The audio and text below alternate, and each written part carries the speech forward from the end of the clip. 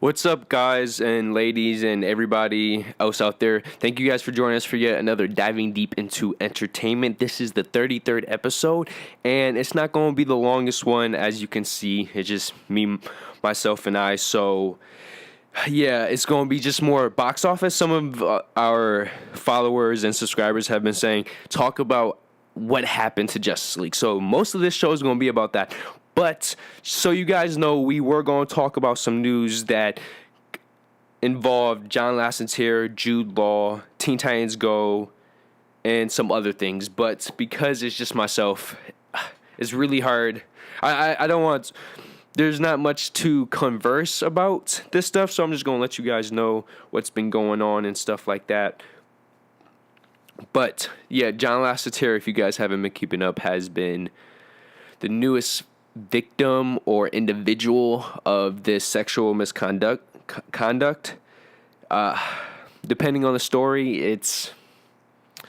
Yeah, that's just up to you guys, but you do need to know he has taken a leave of absence for a lot of things he says he needs to correct, so we don't know what's going on with that, but as more news comes out, yeah, he might be the latest Hollywood guy to get the shaft, and man, if the creator or co-creator of Pixar can go down like this, then everybody and anybody is off the board. So, if you're a fan of Will Smith, fan of Keanu Reeves, at this point, really anybody is up for the taking. So we're going to see how that plays out, and I'll be surprised if more famous people aren't ousted by the end of the year, and it's kind of saddening. But to move on, Jude Law has been cast as the opposite male individual to Brie Larson's Captain Marvel. Me and Jordan are still a little iffy on Captain Marvel as a concept. She's very bland. But, Jude Law and Brie Larson, this Marvel, one thing I can't argue with, they know how to cast. So, respect to that. And Jude Law keeps finding those major Hollywood blockbuster films to take a part in. So, that's awesome. Teen Titans Go, by the way. If you hate it or love it, you have to respect the fact that it's hitting its 200th episode, and I think it's today, actually. So as of this recording, it's playing its 200th episode right as Cartoon Network itself as a television station is hitting 25 years. So Warner Brothers finds a way to keep cranking out these beloved animated shows. I'm not the biggest fan, but I respect it. And 200 episodes, that's ridiculous. So no matter how you look at that. And to finish off with some entertainment news, I don't know if we talked about this last week or the week before that. Fox Corporation is thinking about selling off 20th Century Fox, and Disney was in the talks to take over that. Now, ever since then, Comcast and officially Sony are in the pool of talks. So that's going to be interesting. Disney owns too much already, so no, they cannot. This is monopolization. No, I don't give two craps. Comcast, I just hate Comcast from a organization perspective, so I don't want them to have it. They already have NBC Universal. Sony is interesting. I would like that, because 20th Century Fox's type of films and Sony films, they would come together. So that's my first and foremost choice. Now to get into some box office news, I wanted to give you guys some updates. If you care about this, then awesome. If not, then this is probably not going to be the most interesting for you guys. But just to let you guys know, Happy Death Day has officially hit 55 million as it's ending its run. It's at 100 million worldwide. So this film cost less than 10 million to make, and it's officially made over 100 million worldwide, which is excellent. So that's great news. Me and Danielle love the film, so if you haven't seen that, go see that or wait until it comes out on home video. Blade Runner is, it's officially a bomb as it's ending down. By the end of this weekend, it's going to be at 90 million. It's not going to make much more than that domestically. It's going to be at 255 worldwide, which it could be worse. It would be better if it actually made the 150 plus million domestically like everything was projected, but it just, no matter what, it didn't work out domestically, it didn't work out foreignly and worldwide. this film is going to lose, depending how when everything comes down to it, $35 to $55 million, and it's just that fucking sucks. But to move on, Thor Ragnarok has officially hit 260 domestically, over 750 plus million worldwide. So, it's doing its thing. By the end of this weekend, it's going to be around 280 and about 800 worldwide. So that's impressive. It's going to finish everything around 300 domestically and 900 worldwide, which for a Thor film is incredible. Marvel keeps proving why. Yeah, they know how to get seats in the butt, and it sucks for DC. Oh, and one last thing, it's the film that me and Daniel had a blast in. It's when everything, by the end of this weekend, it's going to be at 327 domestically, and it's going to be about 690 worldwide for a $30 million horror film. Or 35, my bad. 35 million horror film, which is incredible. And if these rumors about the supposed cast are true, watch out. As hard as it is to believe, It Part 2 might actually make more than It, at least worldwide. So think about it. Warner Brothers is going to spend less than $100 million on 2 films, and they're going to end up making, at least in terms of grosses, they're going to bring in over 1.6 billion worldwide. So or 1.5, depending on how high the sequel goes. It could go as high as 1.6 for the 2 of them. So that's interesting. So this, I don't know if we talked, I think because we didn't have enough time, or we just forgot. Star Wars Battlefront 2 was released. None of us got that just because if you've been keeping up, EA just fucked that video game. That game has so much potential and is basically a pay to win. Even though they got rid of the microtransactions, it's just shocker. The storyline is short as hell. It doesn't have enough substance.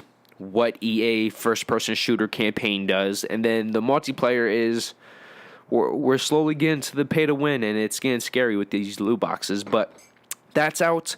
Damon is almost done with Assassin's Creed Origins, so we're thinking about doing impressions about that. Let us know how you feel about that. I can't think of anything else off the top of my head that has been released since Battlefront 2. This weekend, as you guys know, Coco, Wonder, and Coco and Roman J. Israel released today. It released Wednesday. I'm recording on a Friday, so they've been out for 2 days, and the weekend is looking bright for those films. If you haven't noticed, Disney has this thing for releasing animated films over Thanksgiving weekend, and they consistently win with that. And Coco is not going to change that much at all. And Roman J. Israel is not looking in the best of shape, but I still want to see that, to be honest with you guys. Okay, so right now, those 2 new films, Coco is looking at a 54 million opening weekend, combined the first 2 days where it's grossed over 20 on Wednesday and Thursday, and it's looking like a 75, possibly as high as an 80 million 5-day week. And Roman J. Israel, it's not even really tracking well, so that's not looking good. Yeah, that kind of freaking sucks. It's not even tracked. It's out of the top 10, which is, wow, that sucks, buns. Okay, so wow, that's a bummer. But if you guys heard anything about 3 Billboards Outside Ebbing, Missouri, that is an excellent film. I wouldn't say it's a masterpiece, but it's in that amazing, if not incredible category. And the writing is just incredible. So I would check that out. I can't approve of that message, but Roman J. Israel, damn, dude. It's coming from the director of Nightcrawler. I love that film, so I have high hopes. Denzel is a stud when it comes to these type of films, so we're going to see how that works out. Yeah, it's not even tracking, guys, so that means its opening weekend is supposedly going to be lower than 4 million, so that's a bummer. But okay, so to now get into some Justice League news, I want to talk about last weekend, as the tradition is, and then we'll get into what's going on with Justice League. And guys, it bums me out. It really, really bums me out. But okay, so getting into last weekend. So this is the weekend where Justice League, Wonder, and The Star opened up. The Star, depending on how you viewed the film, had a decent 9.8 opening weekend. It's going to be lucky if it hits 30. And Wonder completely overachieved, had a 27 plus million opening weekend, and in all honesty, with the weekdays, it's looking like it's going to be this year's The Blind Side in many ways, because not only did it completely overachieve for the opening weekend, but over the past 4 days now, so Monday, Tuesday, Wednesday, and Thursday, it's grossed an additional 20 million. So on average for the weekdays, this Wonder film is averaging 5 million per day, which is incredible.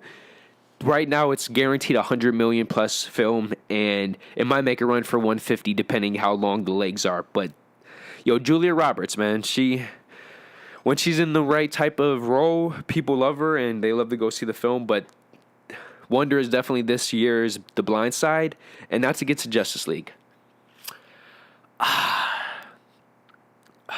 Like me and Jordan talked about in the review, straight up, if you're a fan of these new DC films, you will enjoy yourself. And it's going to hurt you to see how bad it's performing. If you're a fan of the Marvel films and you don't like the serious stuff, it's going to be a blah film, and you're probably rejoicing in joy for some fucked up reason. But yeah, okay, so just so you guys know, I want to set this scene. Every single DC Cinematic Universe film up to this point had at least 103 million opening weekend, while the average was about 135. And every film grossed at least 290 domestically and at least 665 worldwide. So Man of Steel 291, I think 667. Suicide Squad 325 and 745 worldwide. Batman vs. Superman had 330 domestically and over 870 million worldwide. And then we all know about Wonder Woman, the success. 400 plus million domestically, 800 plus million worldwide. Completely overachieved in everything. So just so you guys know, like, this situation, Wonder Woman, an individual film, grossed 103 million opening weekend and over 200 million worldwide, right? Batman vs. Superman, the highest was 166 domestically opening weekend and over 400 million worldwide, right? So just to emphasize this is DC's Avengers. This is the Justice League. And you take away the films, the Justice League technically has a bigger brand recognition than the Avengers. And, like, you take away the movie grosses and stuff, take away the recent success of Marvel. Technically speaking, Justice League has a bigger name recognition than any group in comics. Let that sink in. So, worst case scenario, just because it's opening a week before Thanksgiving, okay, it has 140 million opening weekend, has the chance to go as high as 160, and even if it has Suicide Squad legs, right? It's going to make a run for 400 million domestically. This should be a 1 billion worldwide film, right? So, expectations were like 350 domestically and about 900 million worldwide, right? With an opening weekend that was hovering about 115. So, just to keep that in perspective, Warner Brothers, for everything I just said about the name recognition of Justice League and the fact that you're seeing a film with Batman, Wonder Woman, The Flash, Aquaman, and Cyborg, and then obviously Superman was going to be in there at some point. Yo, bro, or individuals, Warner Brothers, at the end of the day, they were expecting a 150 plus million opening weekend, 450 plus million domestically, and like around 1.2 billion worldwide. Their expectations. And at the end of the day, this film only had a 93 million opening weekend. Like, it's just mind-boggling. And For people who aren't familiar, 93 million, that's great. Oh, it's going to finish with 250 domestically, over 700 million worldwide. Yeah, technically that's decent. And that would be great for a lot of superhero films. But this is the Justice League. This is the Justice League. It doesn't make any sense. So, yeah, as of now, through the first week, Justice League is at 130 million domestically, 315 worldwide. And as I was saying, for a Doctor Strange film, right? For a Cyborg film, technically even speaking for a Flash or Aquaman or a Green Lantern film, a 93 million opening weekend, 130 million through its first 7 days, 315 worldwide through its first 7 days would be a good, if not great, area to be in. But this is the Justice League, and I was reading this article, and it's from Scott Mendelson, and I couldn't put it better myself. Even with the hatred for Batman versus Superman, even for the mixed word of mouth for Suicide Squad, right? Forget what Wonder Woman did. Never in a million years would I have thought Justice League would have had a lower than 100 million opening weekend domestically and 300 million worldwide. I would have never thought of it. And coming off of Wonder Woman, I honestly believe Justice League was going for like a 135, 140 opening weekend. It would leg it to 390, 400 million domestically. And it was a lock at 1 billion worldwide. And it might not even gross 250 domestically and 750 worldwide. So when you think about this, Justice League not only had the lowest opening weekend for all these films, it's guaranteed, as hard as it is to say this, to be the lowest grossing DC cinematic film domestically. And it might be the lowest grossing worldwide. And when you think about that, a film that, like, look at Batman vs. Superman. People hated it. It still got to 330 and 870 worldwide, right? So the fact that Justice League is not even going to come close to either of those, and it's the Justice League. I know I keep saying that, but just let that sink in. It's like an Avengers film now, right? Let's say Infinity War 1 and 2, right? That's like saying somehow neither of those films gross 300 million domestically and 1 billion worldwide. It shouldn't happen, and it's not going to happen. But the Justice League, it is. It's just, God, man.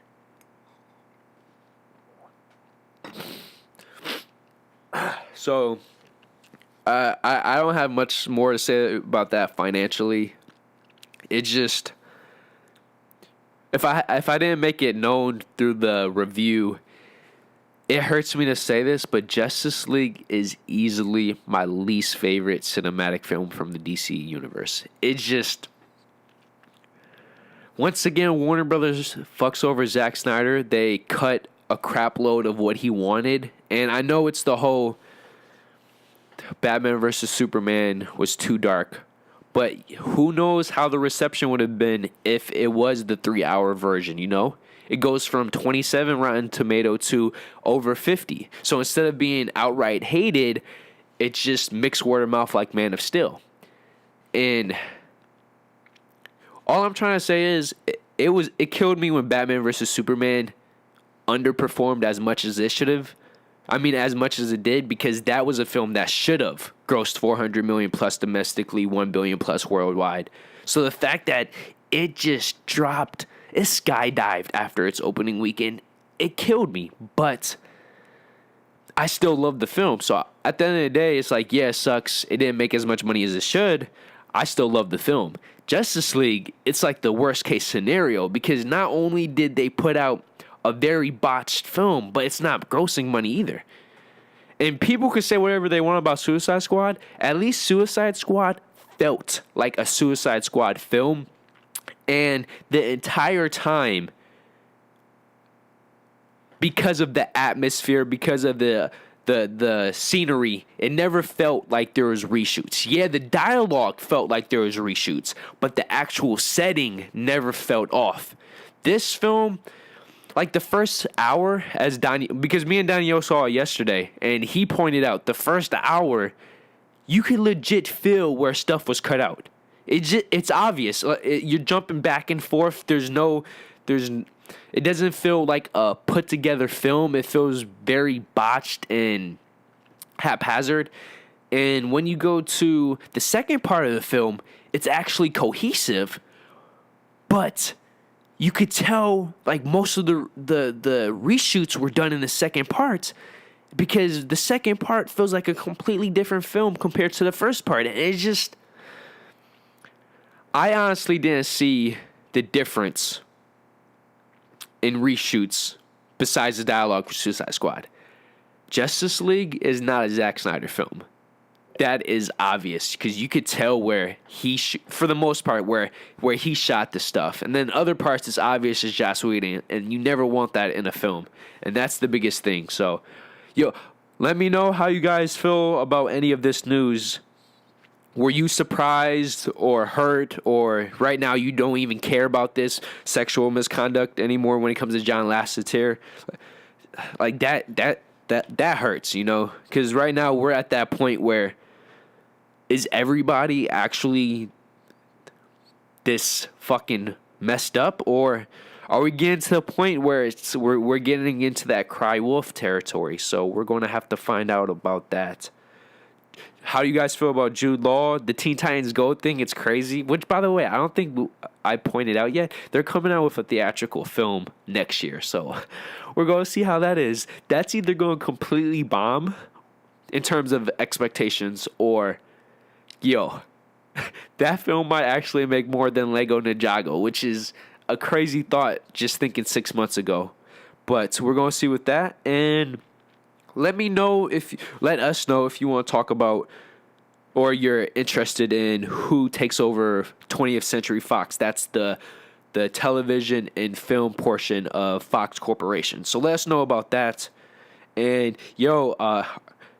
if you want to talk to me about Happy Death Day, Blade Runner, Thor, or It, let me know about that. And seriously, Justice League, as long as you guys aren't dickheads, I have no problem talking to you about this, because from a person who's been keeping up with box office since 2010 now, this, even looking at it still blows my mind. It blows my mind. Now, I want to make clear, from a quality perspective, should this have been a film that grossed 400 plus million domestically and 1 billion worldwide? Probably not. But the fact it's not even going to hit 300 domestic, 900 worldwide is mind-boggling. This is a Justice League film. So if you guys want to talk about that, let me know. And we might be looking at a situation where a Justice League film loses 50 plus million. So maybe Warner Brothers, in this situation, they messed up with the reshoots, because two things would be different. We would have actually got a longer film that me and Jordan disliked about the film, going from 2 hours to 2.5 hours, which of all the DC cinematic films, this is the film that needed those areas to breathe. These are the moments. This is the film that needed the moments to show how we got to certain places and stuff like that. And my biggest problem with the film, it does feel like two different visions, So right now I'm praying for ultimate cut where it's strictly Zack Snyder's footage, or at least Zack Snyder's footage is put back into the film and it tells the whole story. So we'll see about that. But okay, I'm getting a little long in the tooth. So if Michael was here, he would say, we're on Facebook, we're on Twitter, we're on Instagram. Let us know. Let us know how you feel about the video. If you have anything you want to say to us personally, talk to us. If not, like the video if you enjoyed it. Dislike it if for some reason you're like, fuck this shit. And if Daniel was here, he would do his little hype thing and then say, hit the description if you want to talk to us personally. Everything's there if you want to talk to us as a group. And he would also say we're on Facebook, Twitter, and Instagram. We have other things coming. So, yeah. This wasn't the most exciting. It's never the most interactive when it's just myself, but I'm doing the best I can, and let me know anything I could prove. And seriously, because this is where I geek out the most when it comes to information like this, especially when we're talking about film I had so much hope for. And coming from a guy who absolutely loved Batman versus Superman, and when I see this, it's just, but yeah. Thank you guys for joining us for the 33rd episode of Diving Deep into Entertainment, and we hope to see you next week for the 34th, and peace out, everybody. Much love. So, if you want to subscribe, just hit this bad boy up here, that big fat rhino. If you want the newest video, to the right. If you want the recommended, to the left. And then, of course, our personal dick pic. Yep, right below. So thank you for joining us once again, and we hope to see you next week. So peace out. Peace.